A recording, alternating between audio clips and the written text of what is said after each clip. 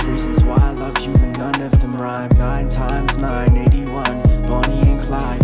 We got high and sat by the Wellington side. I had one hell of a time, it's rock and roll till I... Welcome to the Green Tea, Freedom and Truth channel. This is Tristan. It's good to have the Green Tea team back for this Wednesday, the 7th of October 2020 edition of the video log. Here in Taupo, New Zealand, I am in the redwood forest having a hike today.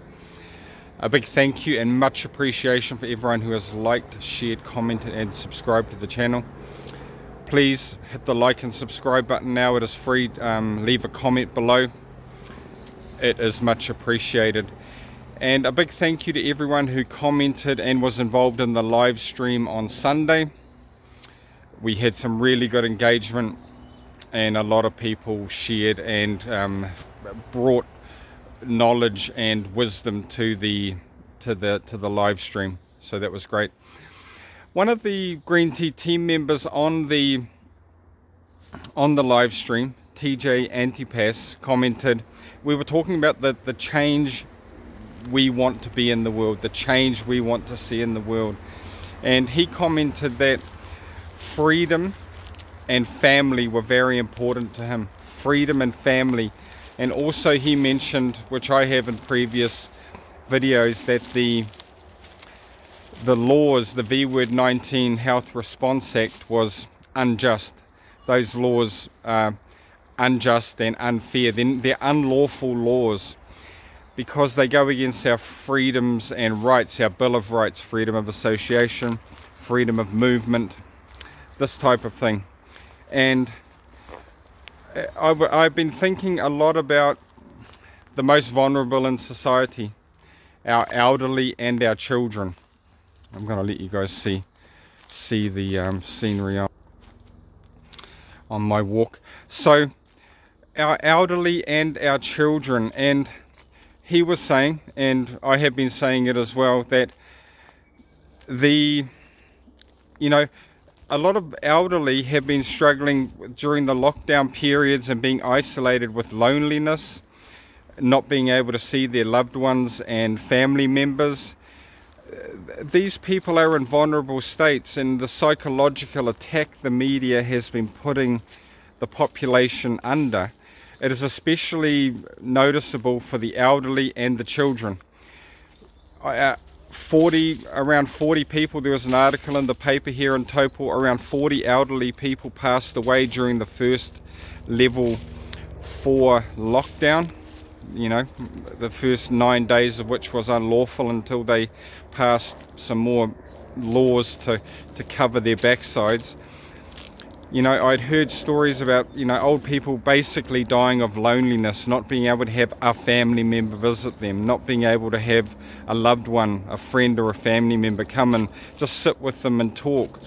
These elderly people, they having support and someone there, human company, human contact is a human need. It is something that we require.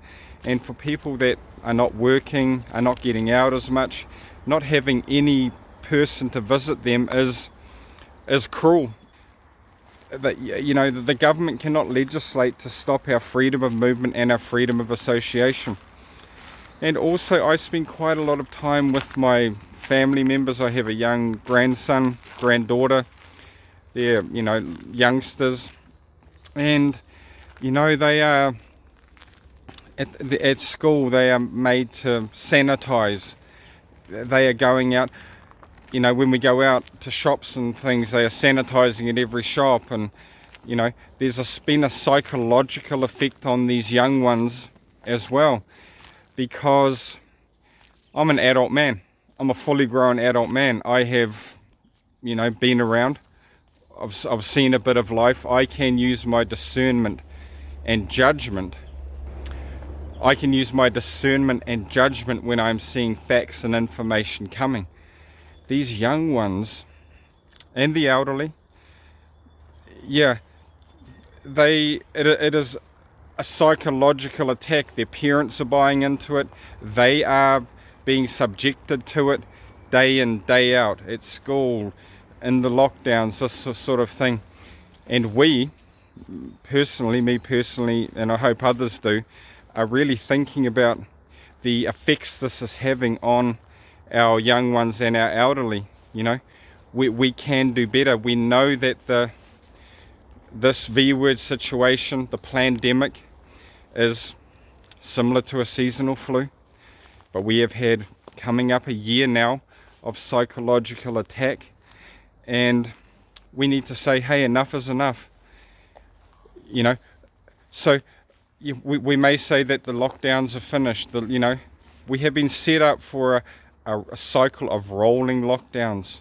As long as our public servants say that they think it is necessary, they will do it to us until we say no. Until we say no, it is not good. We know the facts and figures, and as I said, that if I had a family member or a loved one that was, you know, needed company and someone to see, an unlawful law would not stop me going to support them and be with them in that time of need. Because yeah, human contact, having someone there to support them and talk with them is important for health and wellness. You know, there's a lot of elderly have been struggling, and children, the psychological effects. I've been speaking to a psychologist and other people, person working with people in the community. The stress levels are high, the anxiety levels are high, people's mental state is in a challenged, stressed state way at the moment with all of this you know, V-word 19 psychological attack that we have been under. So let's just keep that in mind, because I know no matter what side of where you're coming from, I know that you know, people care about the elderly and they care about our young ones. So, you know, if we can come to some place that we can nurture and look after those people, you know, not push an overly fear-based narrative, you know, let them know that it is safe. They do not need to be sanitizing. Over sanitizing is not good for a person's immune system.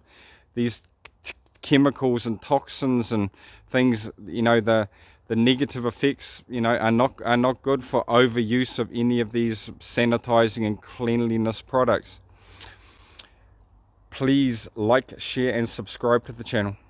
Have courage, speak your truth, support each other, have faith and have fun. Peace out.